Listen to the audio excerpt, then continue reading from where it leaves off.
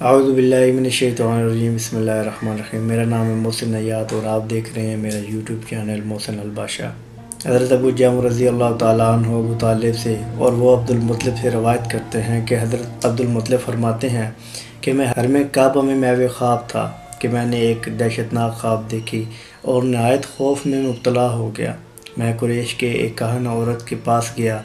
میں نے ایک کمبل اوڑھ رکھا تھا اور میری زلفیں کندھوں میں لٹک رہی تھی، یعنی پراگندہ حال تھا۔ کانا نے میرے چہرے سے افسردگی محسوس کی۔ میں ان دنوں اپنی قوم کا سردار تھا۔ کہنے لگے، ہمارے سردار کیا حال ہے اور چہرے کا رنگ کیوں بدلا ہوا ہے؟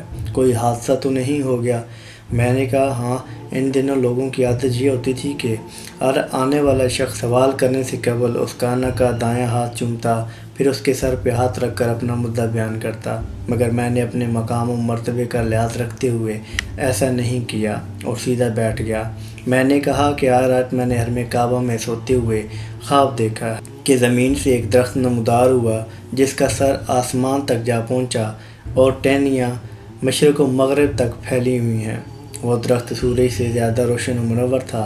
پھر کیا دیکھتا ہوں کہ سب عرب و عجم اسے سجدہ کر رہے ہیں اور اس کا نور مسلسل بڑھتا جا رہا ہے۔ میں نے دیکھا کہ قریش کے کچھ لوگ اس کی ٹہنیوں سے لٹک رہے ہیں اور کچھ لوگ اس درخت کو کاٹنے کے لیے لپک رہے ہیں۔ جب قریب ہوئے تو ایک نہایت حسین و نوجوان، جس سے بڑھ کر میں نے آج تک خوبصورت اور بہتر خوشبو والا کوئی نوجوان نہیں دیکھا، انہیں مار بھگایا، ان کی پسلیاں توڑ دی اور آنکھیں باہر نکال دی۔ میں گھبرا کر خواب سے بیدار ہو گیا۔ آپ فرماتے ہیں، یہ سنتے ہی کائنہ کا چہرہ زرد پڑنے لگا اور وہ یوں گویا ہوئی کہ اگر تمہارا خواب سچا ہے تو تمہاری پشت سے وہ شخص پیدا ہوگا جس کی حکومت مشرق سے مغرب تک ہوگی اور لوگ اس کے دین پر چلیں گے۔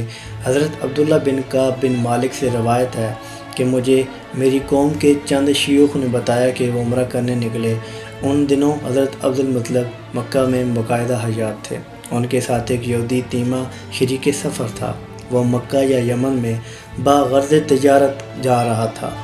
حضرت عبد المطلب کو دیکھتے ہی بولا، ہم اپنی کتاب کی روشنی میں کہہ سکتے ہیں جس کا فیصلہ ناقابل تبدیل ہے کہ اس شخصیت کی پشت سے وہ نبی نکلے گا جو ہمیں اور اپنی قوم کو قوم عاد کی طرح تہ و تیگ کر دے گا۔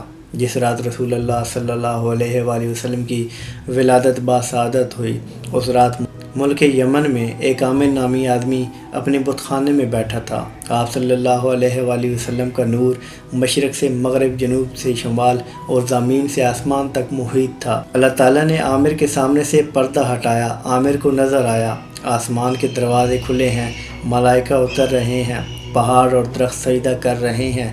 وہ حیران تھا کہ یہ کیا ہو رہا ہے کہ یک عامر کا بت اوندہ گرا اور اسے یہ آواز آئی، اس کی ولادت ہوئی جن کی مدت سے انتظار کیا جا رہا تھا، جن سے درخت اور پتھر کلام کریں گے، جن کے اشارے سے چاند دو ٹکڑے ہو جائے گا۔ یہ سن کر عامر نے اپنی زوجہ سے کہا، جو میں سنتا ہوں کیا تم نے بھی سنا؟ اس نے کہا، ہاں، میں نے بھی سنا۔ تو اس کی زوجہ نے کہا کہ پوچھو تو صحیح کہ وہ کہاں پیدا ہوا ہے اور اس کا نام کیا ہے؟ عامر نے پوچھا، اے مبارک عاطف، وہ کہاں پیدا ہوا ہے، اس کا نام کیا ہے؟ آواز آئی، اس کا نام محمد مصطفیٰ صلی اللہ علیہ وآلہ وسلم ہے۔ عامر کی ایک لڑکی تھی جو بیمار تھی، اپاہج تھی، جس کے ہاتھ پاؤں بیکار تھے۔ نبی اکرم صلی اللہ علیہ وآلہ وسلم کی ولادت مبارک کے وقت اس نے بھی ہر طرف نور دیکھا۔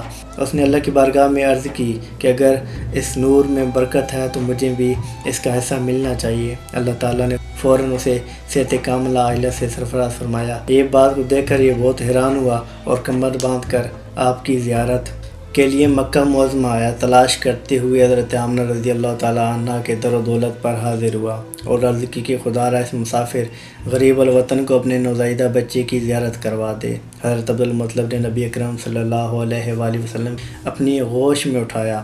یہ دیکھتے ہی آپ کے قدموں پر جہاں بھاگ ہو گیا۔ یہ پہلا آدمی تھا جس نے حضور صلی اللہ علیہ وآلہ وسلم کی محبت میں اپنی جان کا نذرانہ پیش کیا۔